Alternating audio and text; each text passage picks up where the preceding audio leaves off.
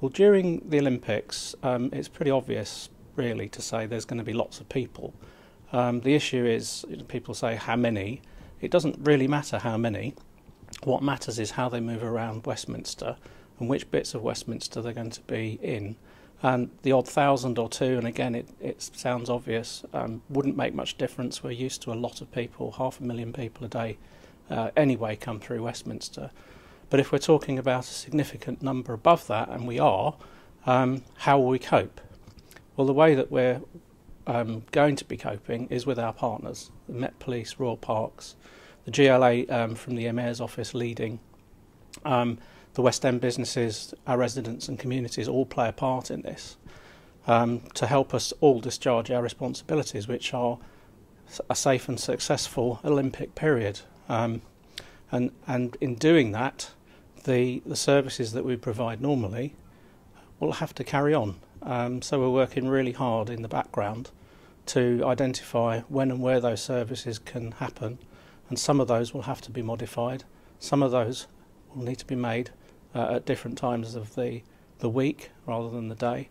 We're working our way through that. So our roles and responsibilities are very much the same as they are now in keeping the city moving and working. But our additional responsibilities, and Westminster are taking the lead in this, in the central zone, to make sure that all our visitors that are coming have an equally pleasant and wonderful experience. It's a once in a lifetime for everybody. That's right down from the city employees right up to the Mayor's office and the visitors and others coming. And the international media will make it a lifetime experience for all of us.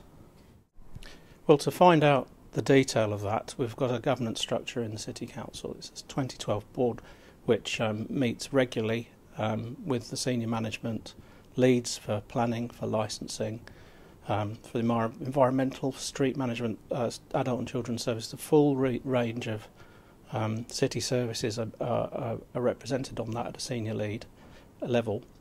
And below that there's a core team that's been meeting regularly every Tuesday morning for almost the last year to try and get a grip on our planning. And it is difficult to say, are we going to have more of this or less of that? Because as soon as we've made one plan, at the moment, another set of criteria come in that change it. So we're looking sort of to March, April time when the low cog schedule is published, when we have a more favourable idea of what people want to do. Sponsors of the Olympics would also be involved with this, and they haven't yet said what they want to do. So April, May time is the time where we will know whether we're doing more or less, different or usual, in one place or another. It's a developing plan.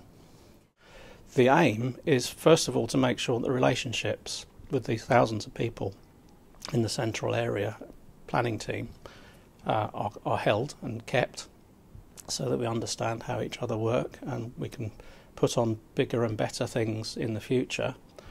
That's one strand of it. The other strand is sports development, where the Olympics is really giving it a kick, not literally, but it's giving us a push to get sports development across Westminster. And there are other obvious partnerships that LOCOG can help us with in and around Westminster to make that work for the Olympics, but also for the future. So there's a kind of double-edged thing here. A lot of temporary things will go, leaving the people and relationships left, and there'll be a sports development and health and welfare agenda that we've already got that can be extended, and those two things in parallel will make us a better city.